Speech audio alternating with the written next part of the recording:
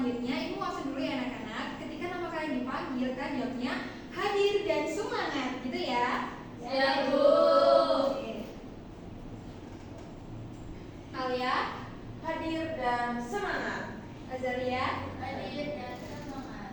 Gita, Hadir semangat. Tasya, Hadir dan semangat. Arwita, Hadir dan semangat. Faradila, Hadir dan semangat. Agni, Hadir dan semangat. Dea, Hadir dan semangat. Adista, Hadir dan semangat. dan Afin. Hadir dan semangat. Bagus, semuanya sih sudah hadir ya anak-anak dan juga semangat untuk belajar hari ini. Baik anak-anak, sebelum kita masuk ke materi baru nih, Ibu mau tanya dulu, minggu lalu kita belajar tentang apa? Tentang klasifikasi akun dan jenis-jenis aset, Bu. Betul sekali Dea. Jadi di sini kan udah tahu ya anak-anak sudah bisa membedakan antara apa itu aset lancar dan juga aset tetap. Kalian juga sudah tahu dong, kalau aset tetap itu adalah aset yang digunakan dalam jangka panjang, lebih dari 1 tahun. Oke, contohnya seperti apa anak-anak? Kendaraan, Bu. Betul. Ada lagi? Mesin, bangunan. Betul sekali semuanya. Nah anak-anak, sekarang kita akan melanjutkan dari sana. Setelah kita tahu apa itu aset tetap, sekarang kita akan belajar nih bagaimana cara untuk menentukan nilai perolehannya dan juga menyusunkannya. Oke, sekarang coba angkat tangan deh. Siapa yang di rumahnya ada motor atau mungkin kulkas? Angkat tangan. Hampir semuanya ada ya anak-anak. Nah, menurut anak-anak, kalau barang itu dipakai terus nih dari awal beli sampai akhir, nah itu apakah nilainya atau fungsinya itu tetap sama? Tidak. Ya. Nilainya akan turun kalau dijual lagi. Betul, Agni. Nah, itulah yang disebut dengan penyusutan. Tapi anak-anak, sebelum kita menghitung penyusutan, perusahaan itu harus tahu dulu nih harga perolehan barang yang di awal itu berapa gitu. Nah, dari pengalaman, kalau kalian sudah tahu ya bahwa harga beli, tapi ternyata harga perolehan itu tidak hanya itu saja. Nah, itu yang akan kita pelajari hari ini. Baik, untuk tujuan belajar hari ini, di akhir pembelajaran, anak-anak ibu dapat menyebutkan komponen dari harga perolehan dan juga metode-metode penyusutan. Yang kedua, siswa dapat menghitung harga perolehan untuk aset tetap berwujud. Yang ketiga, siswa dapat menghitung depresiasi aset tetap berwujud dengan metode garis lurus dan juga saldo menurun ganda.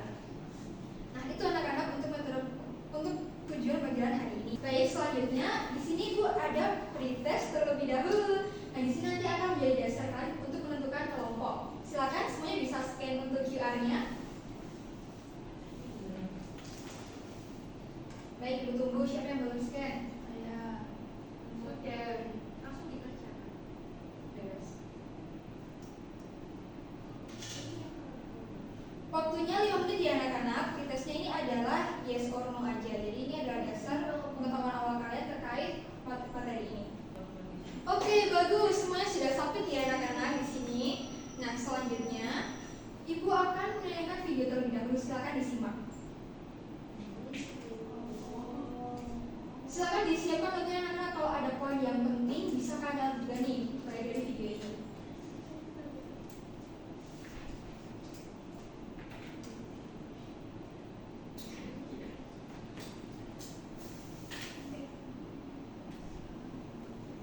Oke, dari video tadi siapa yang bisa menjelaskan apa sih perbedaan dari harga beli dan juga harga perolehan? Angkat tangan. Harga perolehan itu termasuk biaya tambahan sampai aset siap digunakan ya Bu. Luar biasa Alia, betul sekali. Nah, itulah yang membedakan antara harga beli dan juga harga perolehan. Jadi kalau harga beli itu bagian dari harga perolehan anak-anak. Nah, selanjutnya di sini Ibu menayangkan ada nota nih. Tadi kan kita udah tahu kalau pengertian dari harga perolehan itu adalah jumlah uang yang dikeluarkan atau bruto yang timbul untuk memperoleh aset tetap sampai aset tetap itu siap dioperasikan. Nah, di sini ada gambar faktur pembelian apa anak-anak? motor. Pembelian motor. Nah, di sini ada penjualnya namanya siapa, pembelinya juga siapa. Di sini ada Honda Vario, itu harga motornya. Lalu ada biaya ongkos kirim yang nilainya 600.000. Nah, selain itu Bapak Andi juga membayar 500.000 untuk biaya pemasangan spare part dan juga 50.000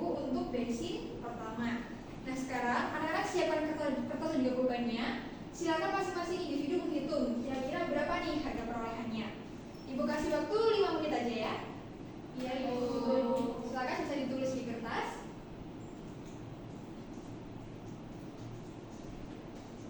Oke, sudah 5 menit. Siapa yang mau menjawab dan juga maju ke depan untuk menulis harga perolehannya? Saya. Oke, Adista boleh, silakan.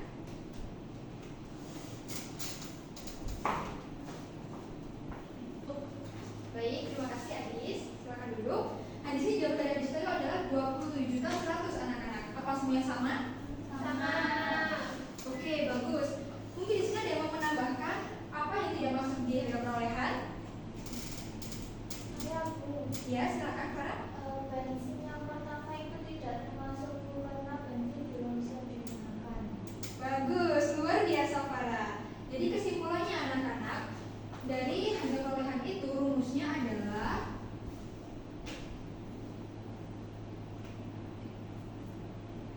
harga beli ditambah semua biaya yang membuat aset itu siap digunakan. Begitu. Nah, di sini Ibu akan memberikan contoh lainnya nih anak-anak. Kalian bisa buka aja langsung di PDF yang dikirimkan di LKPD bagian 2. Kita mulai dari kasus yang pertama, harga perolehan dari suatu mesin, di mana harga belinya adalah 50 juta, lalu ada ongkir 2 juta, ada pemasangan 3 juta, juga pelatihan untuk operator sebesar 1 juta. Nah, sekarang hitunglah total harga perolehan mesin ini dan buat jurnalnya di kertas ya anak-anak. Waktunya 5 menit. Dikerjakan secara individu. Baik, Bu. Kalau ada yang kesulitan bisa langsung angkat tangan ya anak-anak, nanti Ibu bantu untuk mengerjakannya.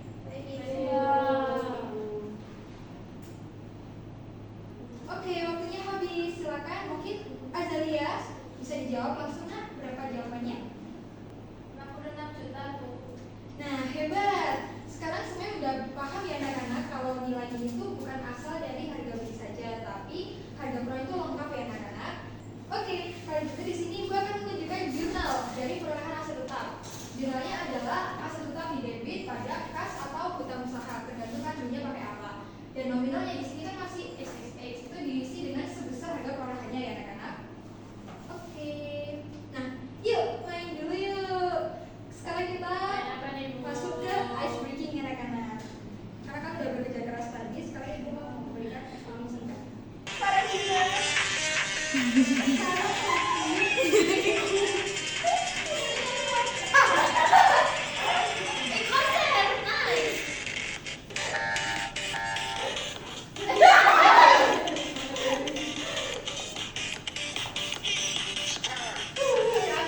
Baik, silakan kembali. Gimana? Udah makin semangat untuk pada selanjutnya? Oke, kita akan lebih ke materi yang lebih panas nih anak-anak terkait penyusutan. Siapa yang bantu membacakan? Silakan. Saya. Oke, Agni. Penyusutan adalah pemindahan biaya aset tetap berwujud ke beban secara berkala. Komponen perhitungan beban penyusutan antara lain biaya perolehan aset, umur manfaat yang diharapkan, dan estimasi nilai pada akhir umur manfaat. Oke, betul. Jadi penyusutan itu anak-anak adalah pemindahan biaya tetap itu ke beban secara berkala. Di sini ada 3 komponen utama ya, yaitu ada biaya perolehan tadi yang kita hitung di awal, lalu ada umur manfaat dan juga estimasi nilai akhir. Nah, selanjutnya, nah ini dalam bahasa Inggris ya anak-anak, itu ada cost, ada useful life dan juga residual value.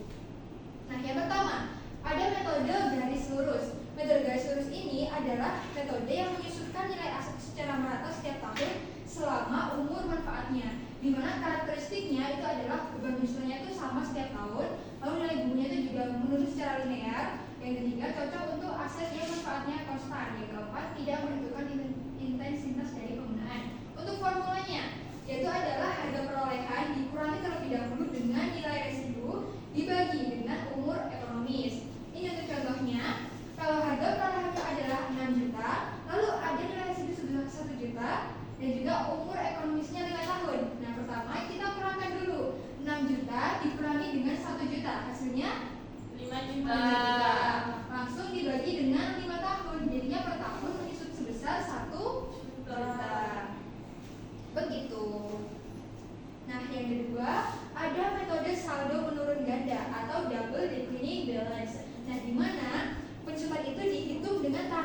berganda dari metode garis lurus yang diterapkan pada nilai buku aset setiap tahun. Karakteristiknya yaitu adalah beban penyusutan lebih besar di awal tahun, paling kecil di akhir. Yang kedua, persentase penyusutan itu tetap tetapi diterapkan pada nilai buku yang terus menurun. Yang ketiga, tidak menggunakan nilai sisa. Jadi kalau di garis lurus tadi kita memperhatikan nilai residu, tapi kalau di double decorating balance atau saldo menurun ganda itu kita tidak memperhatikannya, jadi tidak usah diperhitungkan. Seperti itu. Untuk formulanya, pertama kita hitung terlebih dahulu tarif dari double decorating balance, yaitu 2 dikali dengan 100% dibagi dengan umur manfaat. Nah, setelah kita ketemu tarifnya, untuk menghitung beban penyusutan double decorating balance ini, tarif tadi yang kita hitung dikalikan dengan nilai buku awal tahun. Kalau kita menghitung di tahun pertama, seperti itu. Kita langsung aja dicontoh ya anak-anak. Nah, ini untuk soalnya sama kayak tadi, tapi di sini langsung tertulis ada tarif 40%. Nah, jadi itu tahun pertama, kita langsung kalikan 40% ini dengan nilai buku awal atau harga perolehannya, yaitu 6 juta dikali 40%, hasilnya 2.400.000. Untuk tahun kedua, kita kurangkan dulu untuk mencari nilai buku, yaitu 6 juta dikurangi dengan 2.400.000, hasilnya berapa anak-anak? 3.600.000. Betul, nilai buku itu 3.600.000 dikalikan dengan tarif 40% tadi, hasilnya 1.440.000. Nah, itu seperti itu sampai ke tahun terakhir. Oke, nah ini untuk tabel penyusutannya. Nah, formatnya seperti ini akan membantu kalian untuk menghitungnya nanti, yaitu ada kolom tahun keberapa, ini lalu ada beban penyusutannya, lalu akumulasi penyusutannya, dan juga nilai bukunya. Begitu. Untuk jurnalnya, jika kita ingin menyusutkan, siapa yang mau membacakan? Ada yang mau membacakan? Ya, silakan kita. Jurnal pada nama akun ada beban penyusutan pada akumulasi penyusutan dengan harga sekian, dan kreditnya sama. Oke, betul. Nominalnya itu adalah sebesar dari beban penyusutannya ya anak-anak. Baik, setelah ibu contohkan tadi anak-anak, sekarang ibu ingin kalian untuk mengerjakan KPD, kasus dari penyusutan. Nah, ini adalah tugas kelompok. Ibu akan bagi kelompoknya berdasarkan dari hasil pretest tadi. Oke, ibu cek dulu. Oke, di sini ada 2 tertinggi nilainya. Yang pertama ada Gita Sinta dan juga Dea Puspita. Itu yang akan menjadi leader dari setiap tim. Gita Sinta kelompok 1, anggotanya ada Elita, Elvara, dan juga Azalia serta Alea. Untuk Dea, leadernya kelompok 2, anggotanya ada Alvin, Adista, dan juga Agni, dan juga Farida. Oke, itu 2 kelompok ya anak-anak. Silakan setiap leader dari setiap kelompok scan untuk ini KPD-nya.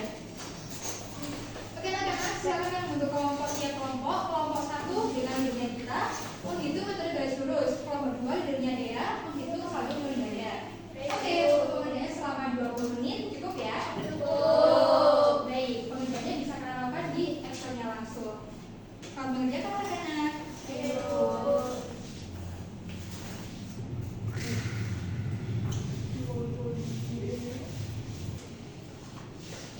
Bagaimana kelompok 1 ada yang ditanyakan?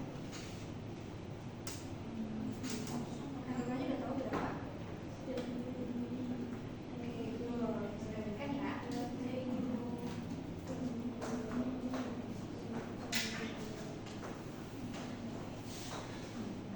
Kelompok 2 sampai mana? Sudah sampai tahun kedua. Oh, oke, udah tahu dua ya. Berarti udah tahu ya tarifnya berapa untuk dapat beres. Sudah, Bu. Oke, baik. Bisa lanjutkan ya. Baik, sudah habis waktunya. Sudah selesai semuanya? Baik, sekarang waktunya kalian presentasi. Kelompok 1 menanyakan hasil penyusutan dengan metode garis lurus. Kelompok 2 dengan saldo dan ganda. Baik, pertama dari kelompok 1 silakan perwakilan 2 orang. Dari kelompok leadernya sudah ya? Sudah, Ibu. Baik, ibu terlebih dahulu. Oke, hasil dari kelompok 1 anak-anak. Dari rumah ya.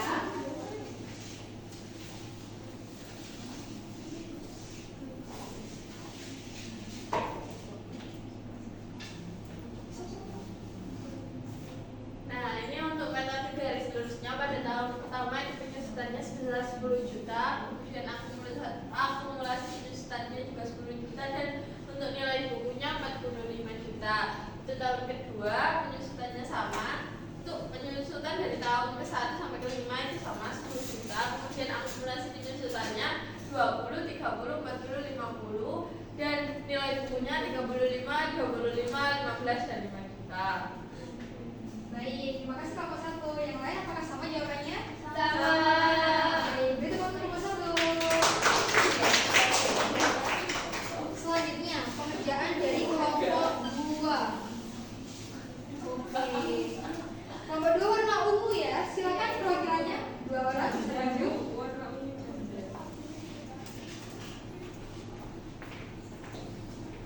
Baik, bisa dimulai. Dari baik untuk tarifnya itu juga dikali 100% dibagi 5 sampai 50%. Jadi tahun ke-1 itu penyusutannya 22 juta, akumulasi penyusutannya itu 22 juta juga, nilai bukunya 33 juta. Lalu untuk tahun kedua 13 juta 200, 35 akumulasinya 35 juta 200, nilai bukunya 19 juta 800. Untuk tahun ketiga itu 7 juta 920, akumulasi penyusutannya 43 juta 120, nilai bukunya 11 juta 820 ribu. Nah selanjutnya akan dibacakan oleh rekan saya. Selanjutnya untuk tahun keempat penyusutan sebesar 4 juta sekian dan untuk akumulasi penyusutan 40 juta, 47 juta dan nilai buku sebesar 7 juta. Dan untuk tahun kelima penyusutan sebesar 2 juta, akumulasi penyusutan sebesar 50 juta dan nilai buku sebesar 4 juta 200. Oke, terima kasih kelompok 2. Gimana ya? Apakah setuju kelompok 2? Setuju, Bu. Oke, betul. Berarti tangan untuk kelompok 2. Baik anak-anak, untuk materi penyusutan apakah ada yang ditanyakan? Tidak. Oke, kalau gitu gue lanjutkan ya.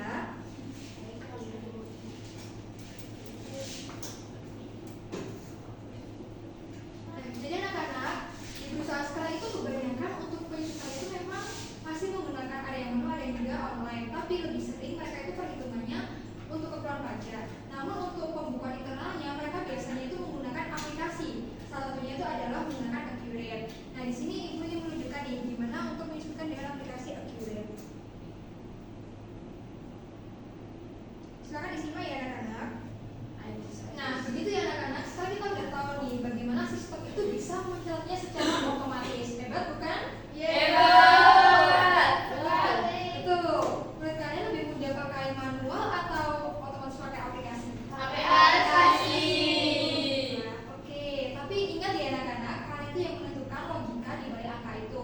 Bukan sekedar hanya klik tombol saja, tapi kan juga harus tahu apa arti dari angka-angka itu. Oke anak-anak, dari studi kasus tadi nih, kira-kira mengapa perusahaan itu perlu memilih metode penyusutan tertentu dan juga apa sih dampaknya ke laporan keuangan dan juga ke keputusan manajemen? Nah, belum ada yang tahu kan? Oke anak-anak, itu yang harus tiap kelompok eksplorasi sendiri ya. Dan jadi dari masalah itu kan harus mencari data contoh kasus perusahaan, lalu kan juga menarik kesimpulannya nih, kira-kira mengapa perusahaan harus memilih metode yang sesuai dengan kondisi perusahaannya.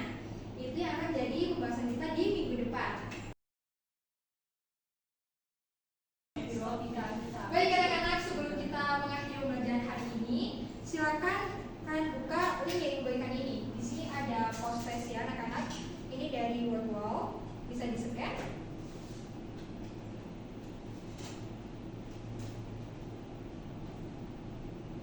Oke, semuanya udah scan ya. Silakan bisa dikerjakan selama 10 menit. Nilainya akan dimasukkan di pertemuan hari ini. Siap, Ibu.